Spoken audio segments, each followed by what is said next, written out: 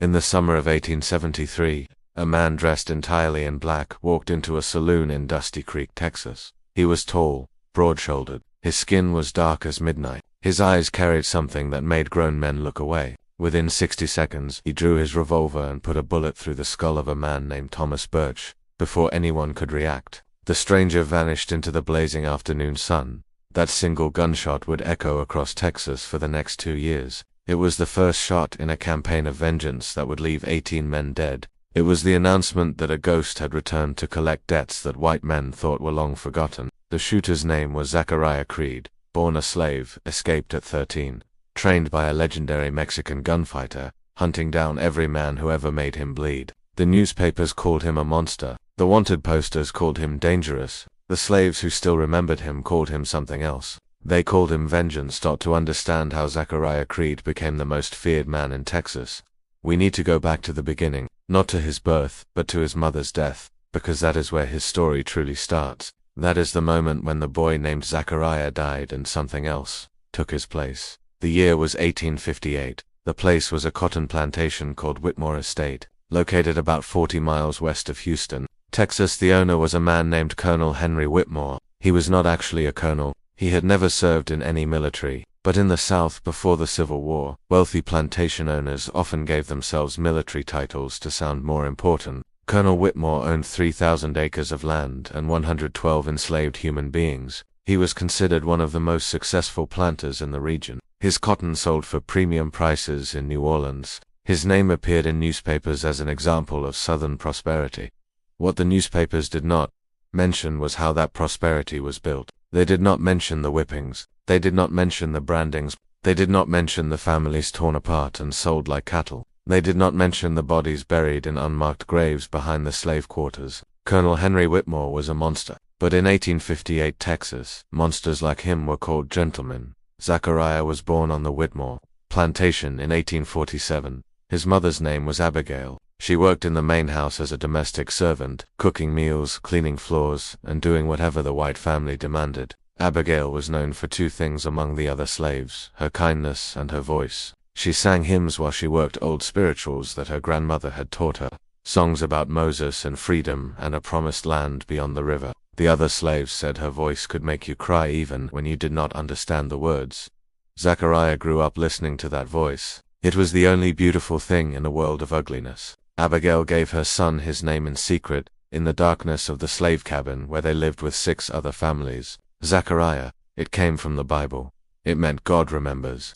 She whispered it to him every night before sleep. Your name means God remembers, she said. He remembers every hurt, every tear, every wrong done to his children, and one day he will make it right. You remember that, baby. No matter what they do to you, God remembers. Zachariah's father was sold to another plantation in Louisiana when Zachariah was 3 years old. He had no memory of the man, only the stories his mother told him. His father had been strong, a field hand who could pick 300 pounds of cotton in a single day. He had been sold because Colonel Whitmore needed money to buy more land. That was how it worked. Human beings were converted into acres. Fathers were turned into fields. Zachariah never saw his father again. He never learned whether the man lived or died. That was slavery. You could lose everything you loved overnight, and no one would even tell you where it went. By the age of 5, Zachariah was already working, not in the fields yet. He was too small for that. But there was plenty of work for small children on a plantation. He carried water to the field hands. He gathered eggs from the chicken coops. He swept the paths around the main house. He ran errands for the white family, fetching things and delivering messages. The Whitmore children, 2 boys and a girl around his age, sometimes threw rocks at him for entertainment. If Zachariah cried, he was whipped. If he ran, he was whipped harder. He learned very quickly not to cry. He learned to make his face a mask that showed nothing. This was his first lesson in survival. The head overseer on the Whitmore plantation was a man named Thomas Birch. He was not a wealthy man himself. He came from poor white stock, what the plantation owners called white trash behind their backs. But Birch had found his place in the world. He had discovered that he enjoyed hurting people, that he was good at it. Colonel Whitmore paid him well to maintain discipline among the slaves, and Thomas Birch earned every penny. He carried a whip made of braided leather with small metal weights woven into the tips. When it struck flesh, it did not just bruise. It tore. It left scars that never fully healed. Birch used that whip almost every day. He said it was necessary to maintain order, but anyone who watched him work could see the truth. He liked it. He smiled when he swung. He laughed when they screamed. Zachariah was 7 years old on the day his mother died. It was a Tuesday in August. The heat was brutal, over 100 degrees, the kind of heat that made the air shimmer like water. Abigail was working in the main house, preparing dinner for the Whitmore family. She was carrying a large ceramic jug of milk from the kitchen to the dining room. The jug was heavy. Her hands were slick with sweat. It slipped. It fell. It shattered on the hardwood floor, sending milk spreading across the polished wood. Mrs. Whitmore, the colonel's wife, was in the room when it happened. She screamed not because she was hurt. The jug had not come anywhere near her. She screamed because a slave had broken something that belonged to her, because a black woman had made a mess in her beautiful dining room, because she was hot and irritable and needed someone to punish. She called for Thomas Birch. What happened next was something Zachariah would remember for the rest of his life. Every detail, every sound, every image burned into his brain with permanent fire. He was outside the house sweeping the front path when he heard his mother scream. He ran. He was not supposed to run. Slaves were not supposed to run anywhere near the main house. But he heard his mother's voice and his legs moved. Before his brain could stop them, he came around the corner of the house and saw them in the yard behind the kitchen. Thomas Birch had his mother tied to a wooden post. Her dress had been torn from her back. Birch was standing behind her with his whip. Mrs. Whitmore was watching from the shade of a pecan tree, fanning herself, a slight smile on her face. Colonel Whitmore stood beside his wife, his arms crossed, looking bored. This was routine for them. This was entertainment. Birch raised the whip and brought it down. The sound it made when it hit flesh was something between a crack and a wet slap. Abigail screamed. Blood appeared on her back, bright red against her dark skin. Birch raised the whip again and again and again. Zachariah tried to run to his mother. One of the other overseers grabbed him and held him in place. "Watch, boy," the man said. "Watch what happens when you people forget your place." He watched. He had no choice. He watched as Thomas Birch whipped his mother 37 times. He counted every stroke. He watched her screaming turn to moaning, then to silence. He watched her body go limp against the post. He watched Birch finally stop, breathing hard from the exertion, wiping sweat from his forehead. He watched Colonel Whitmore nod in approval and walk back toward the house with his wife as if nothing important had happened. They left Abigail tied to the post. She was still breathing, barely. The other slaves were not allowed to help her until nightfall. By then, it was too late. She had lost too much blood. The wounds had already begun to fester in the August heat. She developed a fever that night. By dawn, she was dead. Zachariah was not allowed to attend her burial. He was not allowed to say goodbye. He was sent to the fields that same morning. Colonel Whitmore had decided that 7 was old enough to start picking cotton. There was no time for grief. There was no space for mourning. There was only work. But something had changed inside Zachariah. Something had broken. Or perhaps something had been born. He did not cry. He did not scream. He did not try to run. He went to the fields and picked cotton with hands that were too small for the work. He came back to the cabin that night and lay in the spot where his mother used to sleep. And he made a promise not to God, not to anyone who might be listening, but to himself. He promised that one day he would find Thomas Birch. He would find Colonel Whitmore. He would find everyone who had stood there watching while his mother died. And he would make them pay. Every single one. The next 2 years were the hardest of Zachariah's life. He worked in the fields from sunrise to sunset. The cotton balls tore at his small fingers until they bled. The Texas sun blistered his skin. The overseers whipped any slave who did not meet their daily quota. Zachariah rarely met his quota. He was too young, too small, too new to the work. He was whipped at least once a week, sometimes more. The scars on his back began to layer over each other, creating a map of pain that covered him from shoulders to waist.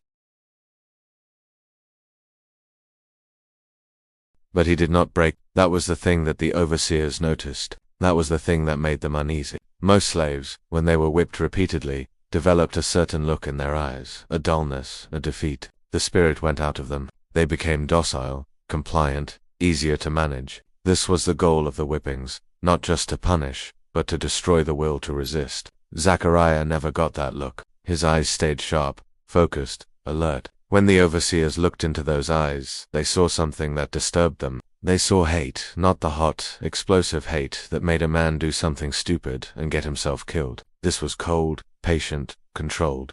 Thomas Birch noticed it once and commented to another overseer. "That one's got the devil in him," Birch said. "We're going to have to sell him before he's grown. He's the type that kills masters in their sleep."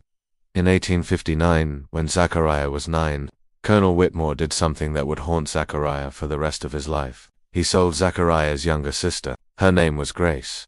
She was 6 years old. Zachariah had been taking care of her since their mother died. He made sure she ate. He protected her from the older children who might hurt her. He told her stories at night, the same stories their mother used to tell about Moses and freedom and a land where no one was ever sold. Grace was the only family Zachariah had left. She was the only person in the world he loved. One morning, a man came to the plantation in a fancy carriage. His name was William Crawford, and he was a slave trader from Houston. He had come to inspect Colonel Whitmore's slaves and make purchases. This happened regularly on plantations. Slave traders came through like traveling salesmen looking for bargains, separating families with the stroke of a pen. Crawford walked through the slave quarters with Colonel Whitmore, examining the human merchandise. He squeezed muscles. He checked teeth. He asked about health and temperament. When he saw Grace, he stopped. "That one," he said, pointing. "How much for the girl?" Zachariah watched from 20 feet away. He could not move. He could not speak. Slaves had no right to object when their family members were sold.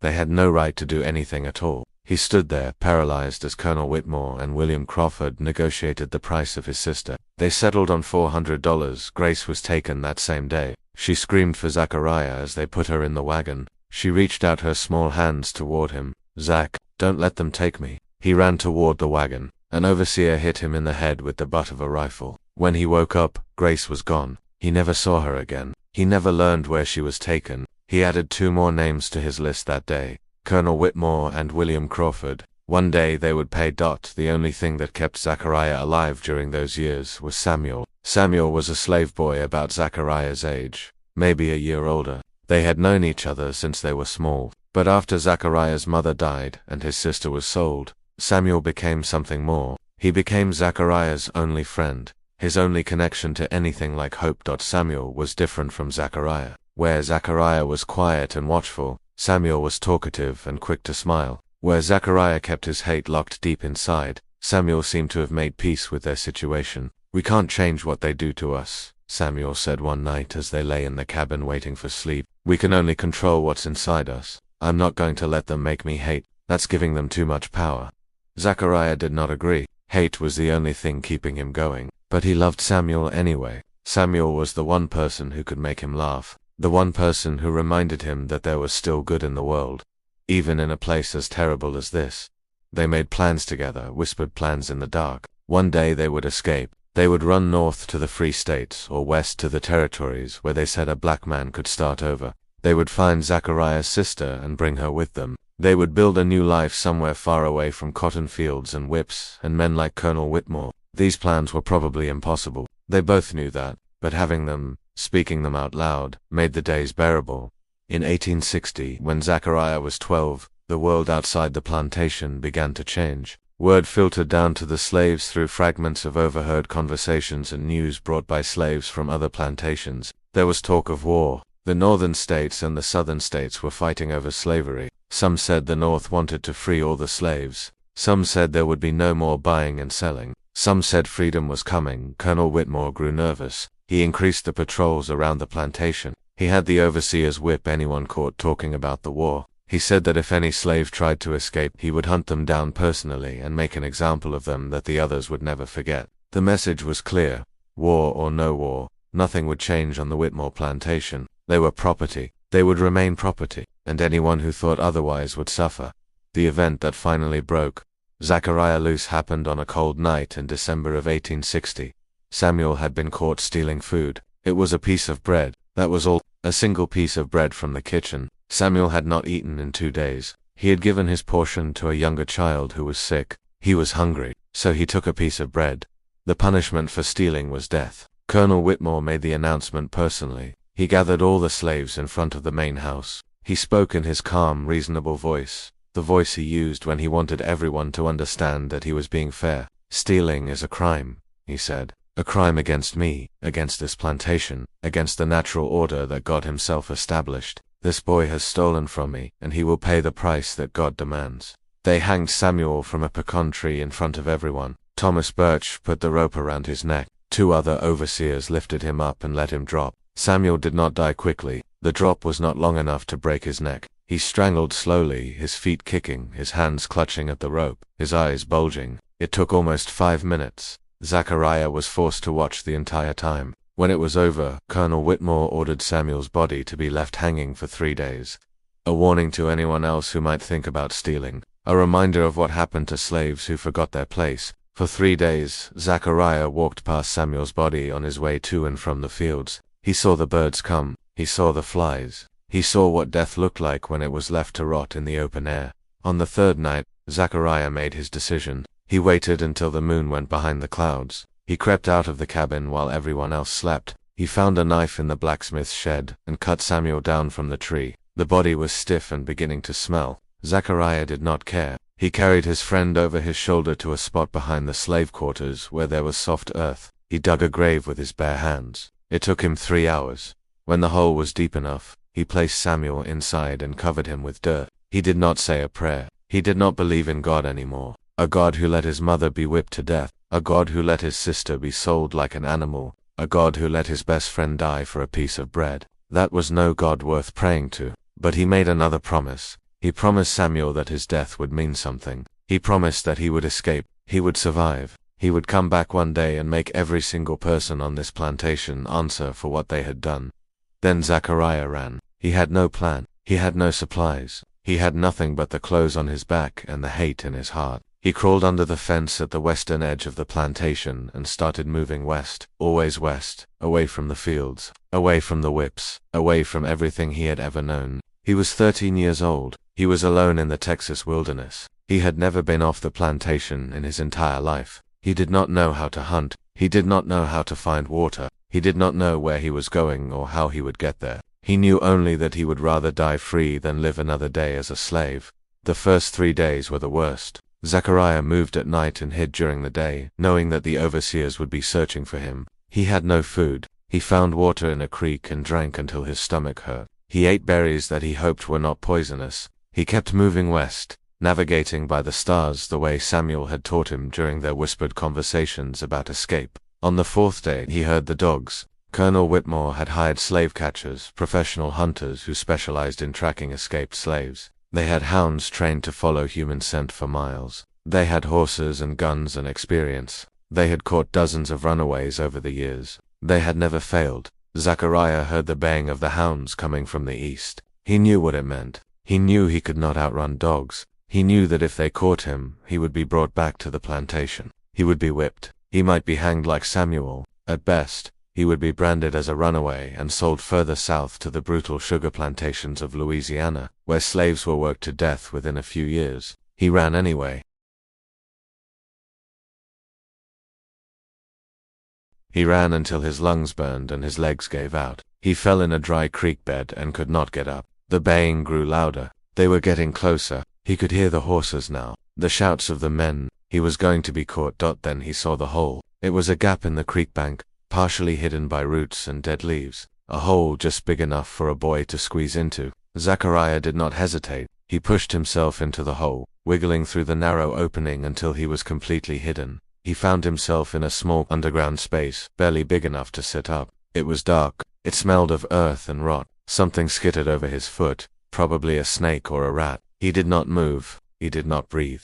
The dogs reached the creek bed minutes later. He could hear them sniffing, howling, confused. The water in the creek had washed away his scent. The hole was downwind. The dogs circled and barked but could not find him. The slave catchers cursed and kicked at their animals. He went into the water, one of them said. Could be anywhere by now. Spread out, check downstream. They moved on. Zachariah stayed in the hole for 6 more hours, until long after the sounds had faded. When he finally emerged, the sun was setting. He was alive. He was free. And he was more alone than he had ever been in his life. For the next 3 years, Zachariah survived in the wilderness of West Texas.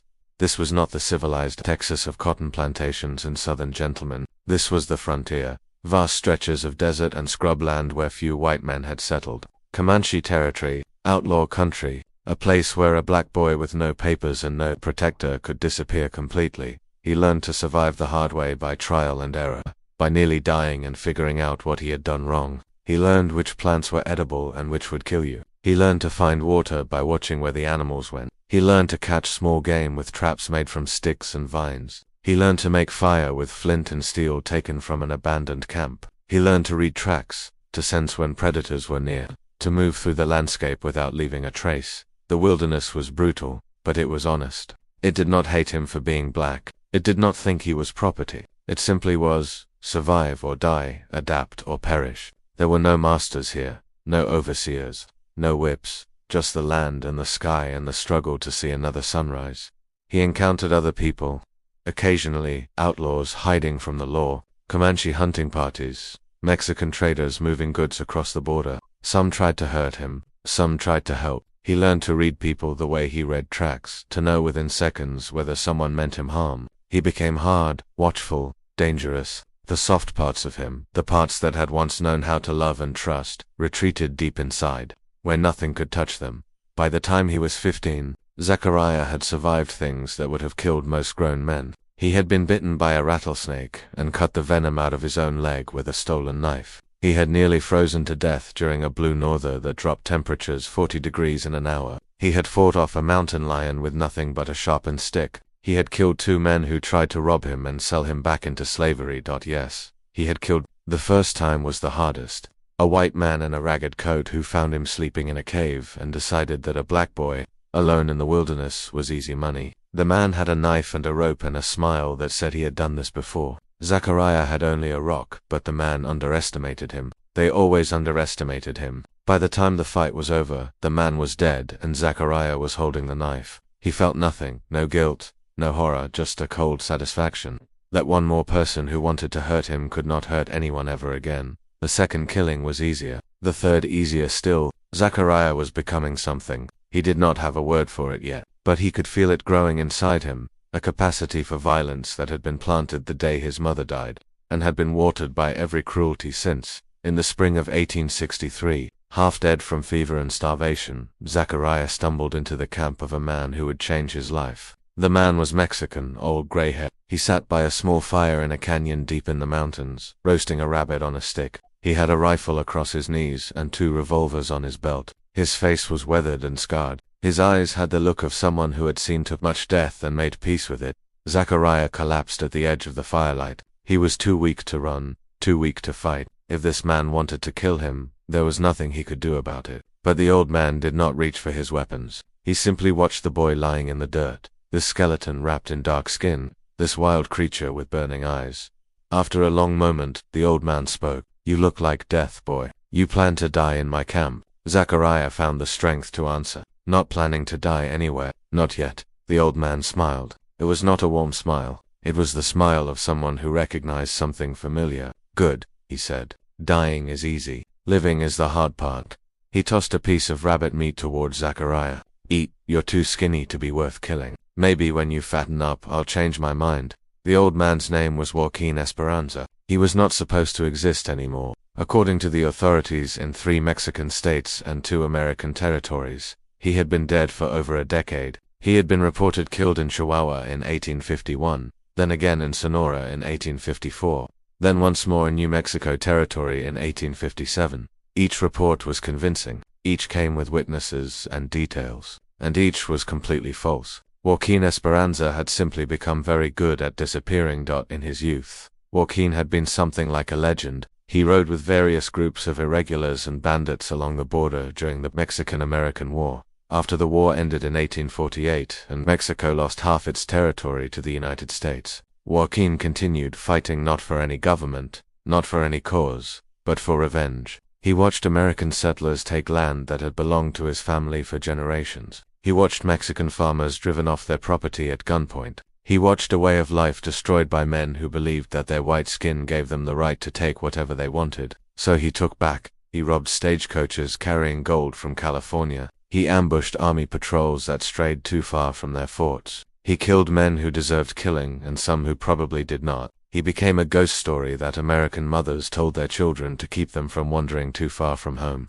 He became a name that made lawmen nervous and politicians angry. But revenge is exhausting. Violence takes a toll on the soul, even when it is justified. By the time he reached his 40s, he was tired.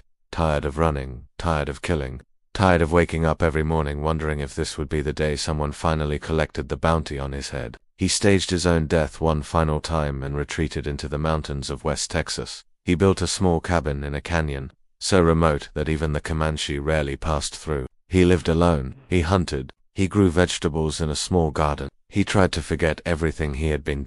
Then Zachariah Creed collapsed at the edge of his campfire, and Joaquin saw something that made forgetting impossible. "You have the eyes," Joaquin said one evening about a week after Zachariah had arrived. The boy had recovered enough to sit up and eat solid food. He was still weak, but the fever had broken. He would survive. "What eyes?" Zachariah asked. "The eyes of a man who has already decided to kill," Joaquin said. "I have seen these eyes before in my own mirror many years ago." Joaquin poked at the fire with a stick. Sparks rose into the darkness. "Who do you want to kill, boy? And why?" Zachariah was silent for a long time. He had not spoken about his past to anyone. He had not spoken much at all during his years in the wilderness. But something about this old Mexican made him want to talk. Maybe it was the recognition in Joaquin's eyes. Maybe it was the simple fact that, for the first time in years, someone had shown him kindness without wanting anything in return. Whatever the reason, Zachariah opened his mouth and let the story pour out. He told Joaquin everything. His mother's death, his sister being sold, Samuel hanging from the tree, his escape, his years alone in the wilderness, the names of the men he had sworn to kill: Thomas Birch, William Crawford, Colonel Henry Whitmore, and others, the overseers who had whipped him, the slave catchers who had hunted him, every man who had treated him as property instead of a person. When Zachariah finished, Joaquin was quiet for a long time. The fire crackled between them. An owl called somewhere in the darkness. Finally, the old man spoke. "You want revenge. I understand this. I have wanted revenge for most of my life. But wanting is not enough. Wanting will only get you killed." Joaquin looked at Zachariah with an expression that was almost sad. "You are angry. You are determined. But you are also untrained, unskilled. You would not last 5 minutes against the men you want to kill. They have guns. They have money. They have the law on their side. You have nothing but hate." "Then teach me," Zachariah said. "Teach me to be more than I am." Joaquin shook his head. "I came here to escape violence, to find peace, to die quietly in these mountains and let my sins be forgotten." "Then why did you save me? Why didn't you let me die?" The question hung in the air. Joaquin stared into the fire for a long moment. When he looked up, his eyes were wet. "Because I saw myself in you," he said quietly. "Because I know what it is to have everything taken. Because I was once a boy with nothing but hate, and someone helped me when they did not have to. I suppose I am repaying a debt I have owed for 40 years. He sighed and stood up slowly, his joints cracking with age. "I will teach you. But understand what you are asking. Once you walk this path, there is no coming back. The things I will teach you will change you forever. You will become a killer, and killers do not have the luxury of peace. Not in this life. Maybe not in the next." Zachariah did not hesitate. "I stopped hoping for peace the day my mother died. All I want now is justice." Joaquin nodded slowly. "Then we begin tomorrow."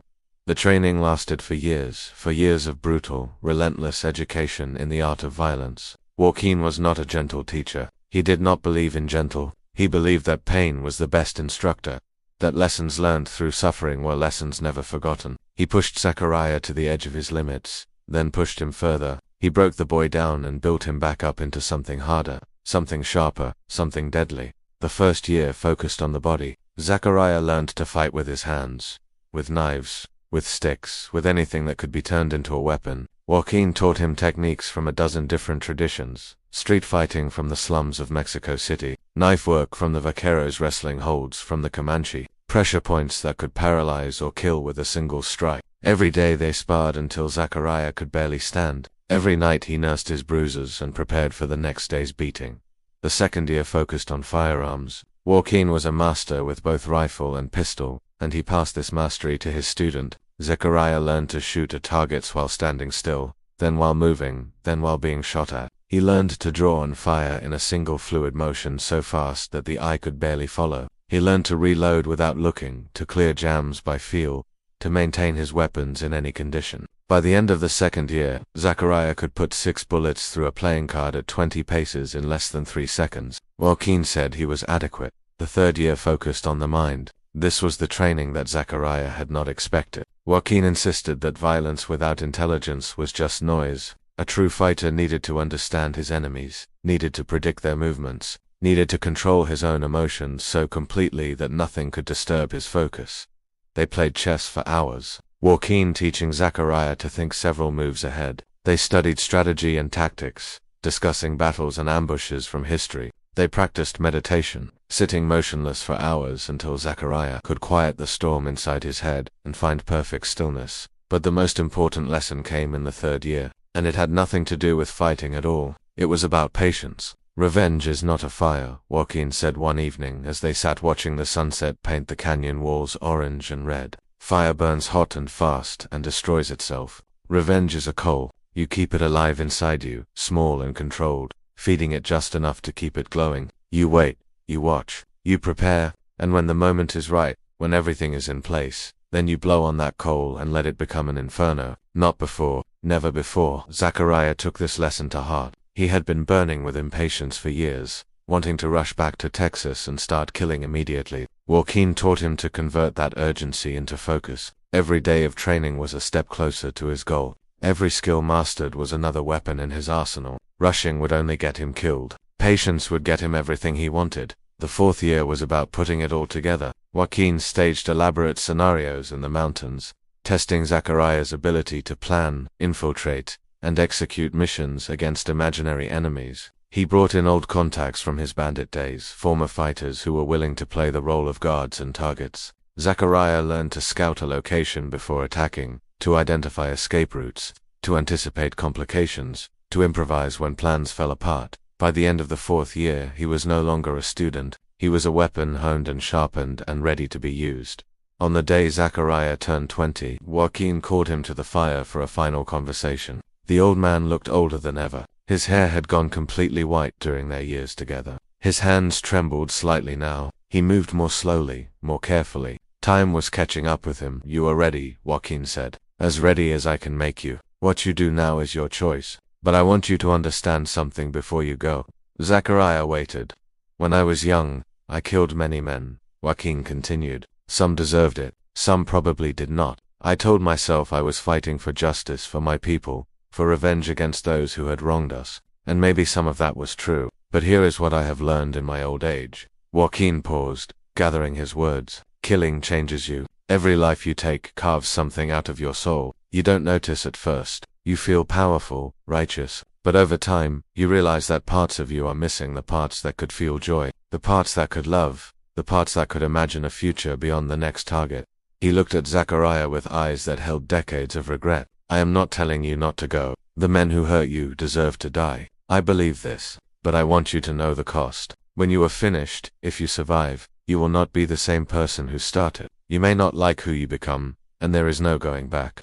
Zachariah considered this for a long moment. He thought about his mother's face, his sister's screams as she was taken away, Samuel's body swinging from the tree. He thought about every scar on his back, every night he had spent alone and afraid, every piece of himself that had already been taken before he ever killed anyone. They already took everything from me, he said finally. Whatever is left, I'm willing to spend. Whatever I become, I'm willing to live with. They made me this way. They can die by what they created. Joaquin nodded slowly. He reached into his coat and pulled out 2 revolvers. They were Colt's 1851 Navy models, beautifully maintained with ivory grips that had yellowed with age. These were mine when I was young, he said. They have killed more men than I can count. Now they are yours. He handed them to Zachariah with something like ceremony. Use them well, and when you are finished, if you find that you want to live, come back to these mountains. I will probably be dead by then, but the cabin will still be here. The garden will still be here. A place to rest if you ever want to stop running.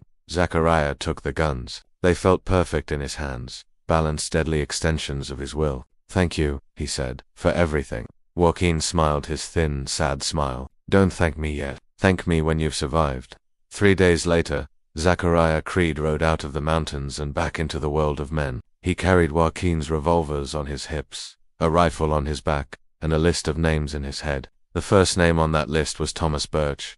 It took Zachariah 2 months to find him. After the war ended in 1865 and slavery was abolished, the old plantation system collapsed. Many former overseers scattered across Texas, looking for new opportunities in a changed world. Birch had drifted west, eventually settling in a dusty little town called Dusty Creek, about 100 miles from where the Whitmore plantation used to be. He worked as a ranch hand now, drinking away his wages and telling anyone who would listen about the good old days when he kept slaves in line. Zachariah watched him for a week before making his move. He observed Birch's routines, when he woke up, where he ate, which saloon he drank at, who his friends were, whether he carried a gun. The answer to the last question was yes, a worn pistol that Birch kept on his hip, more out of habit than skill. Zachariah noted that Birch's draw was slow. His reflexes were dulled by years of alcohol. He was not a threat. On the seventh day, Zachariah walked into the saloon at noon. The room was crowded with ranch hands and drifters seeking shade from the brutal Texas sun. Birch sat at a table in the back, playing cards with 3 other men. He was heavier than Zachariah remembered. His face was red and bloated from drink. But those hands were the same, the hands that had held the whip, the hands that had killed his mother. The room grew quiet as Zachariah approached. A black man walking into a white saloon was unusual enough. A black man dressed all in black with 2 pistols gleaming on his hips, moving with the confidence of someone who expected to be obeyed. That was something else entirely. Zachariah stopped at Birch's table. The card players looked up nervously. Birch squinted at the stranger, too drunk to feel the danger. "Thomas Birch," Zachariah said. "It was not a question, who wants to know?" Birch slurred. "You worked as an overseer on the Whitmore plantation before the war." Something flickered in Birch's eyes, a memory, a ghost. He straightened up slightly, trying to focus. "What of it? That was a long time ago. Not long enough." Zachariah's voice was calm, almost gentle. "August 18th, 1858, you whipped a woman named Abigail 37 times. She died that night from her wounds." Birch's face went pale. His hand started moving toward his pistol, but before his fingers touched the grip, he was looking down the barrel of Zachariah's Colt. The draw had been too fast to see. One moment, Zachariah's hands were empty. The next, death was pointing at Birch's face. "I wouldn't," Zachariah said quietly. The other card players scrambled away from the table, knocking over chairs in their haste to get clear. The rest of the saloon had gone completely silent. Everyone was watching now. "Who are you?" Birch whispered. Zachariah leaned in close. "Abigail was my mother. My name is Zachariah. It means God remembers." He watched recognition dawn in Birch's eyes. Terror followed close behind. "I told you once that I would find you. Did you think I forgot? Did you think God forgot?" Birch started to beg. His words tumbled out in a desperate stream. He was sorry. He was just following orders. He was different now. He had changed. "Please, please." Zachariah listened until the words ran out. Then he shook his head slowly. "My mother begged to—" "You didn't stop. Why should I?" The gunshot echoed through the silent room. Birch slumped forward onto the table, a hole in the center of his forehead. The card players were spattered with blood. Someone screamed. Zachariah holstered his weapon, calmly, turned, and walked out the front door into the blinding sunlight. By the time anyone thought to follow, he had vanished. The news spread across Texas like wildfire. A black man had walked into a white saloon in broad daylight and killed a white man. Not in self-defense, not in a fair fight. An execution cold-blooded and deliberate. The victim was a former overseer from a plantation. The killer was a former slave, and he had escaped without a trace. Within a week, wanted posters appeared in every town. $500 for information, leading to the capture of the man they were calling the Black Ghost. But no one had gotten a good enough look at him. No one knew his name. He was just a tall, dark shadow that killed and disappeared. Zachariah did not care about the posters. He was already moving to the next name on his list, William Crawford. The slave trader who had bought his sister Grace was harder to find. The slave trade had ended with the war, and many traders had moved on to other businesses. Crawford had reinvented himself as a legitimate businessman in Houston, dealing in cotton and cattle. He lived in a fine house on a respectable street, attended church every Sunday, and was considered an upstanding member of the community. No one talked about how he had made his original fortune. No one wanted to remember. Zachariah spent 3 weeks gathering information. He learned Crawford's schedule, his habits, his security. The man was more careful than Birch had been. He kept armed guards at his house. He traveled with protection. He was afraid, though perhaps not of Zachariah specifically. Men who built their wealth on human suffering tend to have many enemies. The solution came to Zachariah one night as he watched Crawford's house from across the street. Every Tuesday evening, Crawford visited a private club on the edge of town, a place where wealthy men drank expensive whiskey and discussed business away from prying eyes. Crawford always went alone to these meetings. His guards waited outside. This was his vulnerability.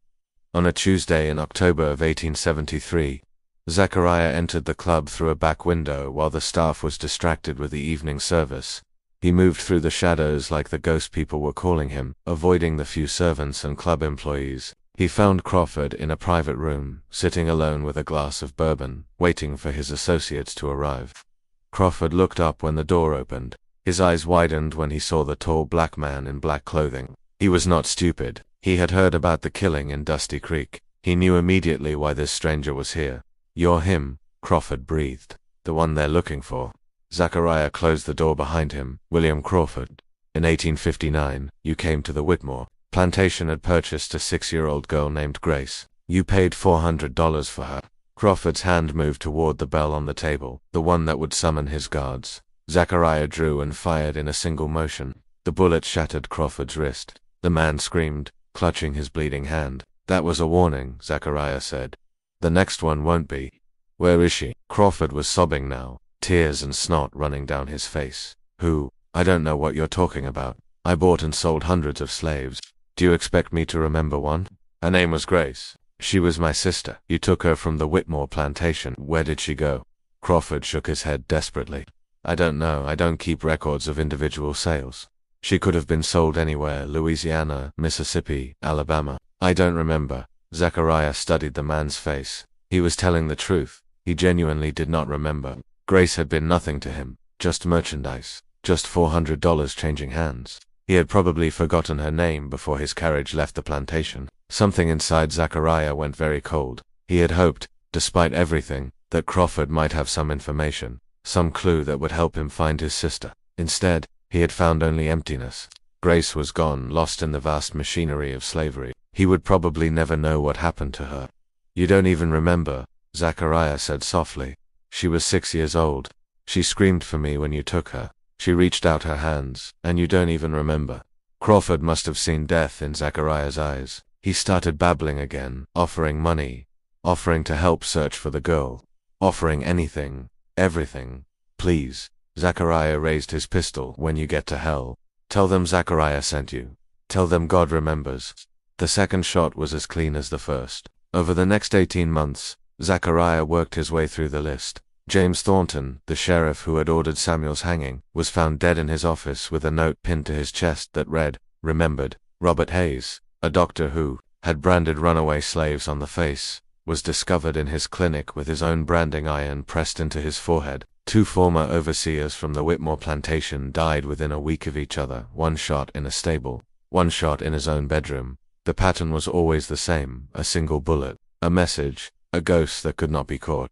The legend of Zachariah Vengeance Creed grew with each killing. Some said he was a demon summoned by slave magic. Some said he was a dead man come back from the grave. Some said he did not exist at all, that the killings were the work of multiple men who had adopted a single identity. The truth was stranger. He was just a man who had been wronged, a man who had decided that if the law would not provide justice, he would provide it himself. Not everyone Zachariah killed was on his original list. Word of his existence spread through the black communities of Texas, passed in whispers from church to church, from family to family. Sometimes people sought him out. They told him about men who had committed terrible crimes during slavery, masters who had murdered slaves for sport, overseers who had raped women and killed their husbands, traders who had specialized in separating children from mothers. These men had never faced any consequences. The law did not consider crimes against slaves to be crimes at all.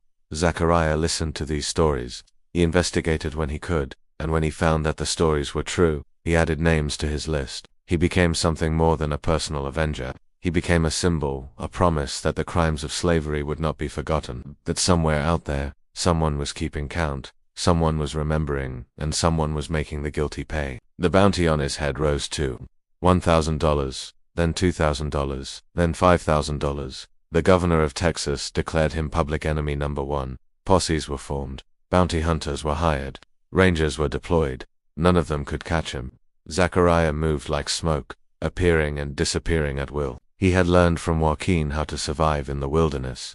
He had contacts in the black communities who provided shelter and information. He was everywhere and nowhere, a nightmare that would not end out by the summer of 1875. Only one name remained. On Zachariah's original list, Colonel Henry Whitmore. Whitmore had not done well after the war. The Emancipation Proclamation freed his slaves, The Union victory destroyed his fortune. The cotton market collapsed. He was forced to sell most of his land to pay debts. The grand plantation house fell into disrepair. The fields went fallow. By 1875, Whitmore was a shell of his former self, living in a crumbling mansion with a handful of hired guns, spending his days drinking and cursing the world that had taken everything from him. But Whitmore was not stupid. He knew his name was on Zachariah's list. He had heard about the deaths of Birch and Crawford and all the others. He knew that sooner or later the ghost would come for him, so he prepared. He hired the best gunfighters he could afford, 20 men, each with a reputation for violence. He fortified his mansion with barricades and firing positions. He set up a rotation of guards who watched the approaches day and night. He turned his decaying plantation into a fortress, determined to make his last stand there if necessary. "Let him come," Whitmore told his men, a glass of whiskey trembling in his age-spotted hand. "Let that animal come. I'll show him what happens when property forgets its place. I'll hang his body from the same tree where I hung that stealing boy all those years ago. Let him come." On the night of September 15, 1875, Zachariah came. He approached the plantation from the west, moving through the overgrown cotton fields that had once been tended by slaves. The moon was full, but hidden by clouds, casting the world in darkness. He could see the lights of the mansion in the distance. He could see the silhouettes of guards on the porch and at the windows, 20 men, all armed, all waiting for him. Zachariah smiled. He had faced worse odds. He began picking off the outer guards one by one. A shot from the darkness, a body falling silence. The other guards spun toward the sound, but there was nothing to see. Another shot, another body, then another. Panic began to spread. Men who had been confident in their numbers started to realize that numbers meant nothing against an enemy they could not see. Within 10 minutes, 8 men were dead. The remaining 12 had retreated inside the mansion, barricading the doors and windows. They fired blindly into the darkness, wasting ammunition on shadows. They shouted at each other, their voices high with fear. Zachariah circled the house, patient as a wolf. He fired through windows, picking off anyone foolish enough to show themselves. He set fire to the kitchen building, filling the night with smoke and confusion. He shot out the lanterns one by one, plunging the mansion into darkness. By midnight, only 4 gunfighters were left. They huddled in the main parlor with Whitmore, their backs to each other, their guns pointed at every door and window. The old colonel was shaking uncontrollably now. The whiskey had worn off. The reality of his situation had set in. He was going to die tonight. All his money, all his hired guns, all his preparations meant nothing against this demon he had created. Zachariah's voice came from somewhere. In the darkness outside, "Send out Whitmore. The rest of you can leave. This is between me and him." The 4 gunfighters looked at each other. They looked at Whitmore. They made their decision quickly. One of them grabbed the old man and started dragging him toward the door. Whitmore screamed, "No, you can't. I paid you. You didn't pay us enough for this," the gunfighter said. He threw open the front door and shoved Whitmore out into the night. Then he and his companions ran out the back, disappearing into the darkness, leaving the colonel alone. Whitmore lay in the dirt of his own front yard, weeping. His fine clothes were stained. His white hair was wild. His hands clawed at the ground as if trying to dig a hole to hide it. He looked nothing like the powerful man who had once owned 112 human beings. He looked like what he was, a pathetic old coward, facing the consequences of a lifetime of cruelty.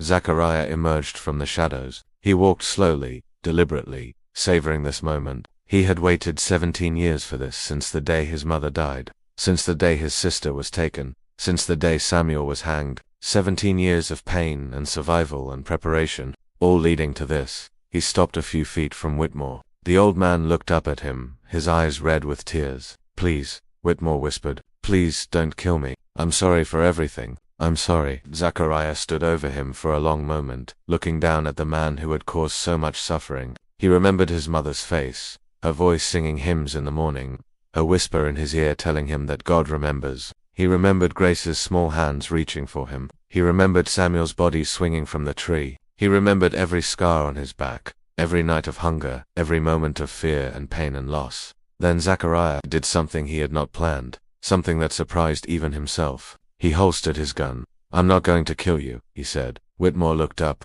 confused, a flicker of hope in his eyes. "You're not, then you'll let me go." Zachariah shook his head slowly. "No, you're not going anywhere. You're going to live, Whitmore. You're going to live right here in this ruin you used to call home. You're going to watch everything you built crumble to dust. You're going to wake up every morning knowing that you lost everything, your slaves, your money, your power, your pride, all of it gone, and you're going to spend the rest of your miserable life looking over your shoulder, wondering if I'll change my mind, wondering if this is the day I come back to finish what I started.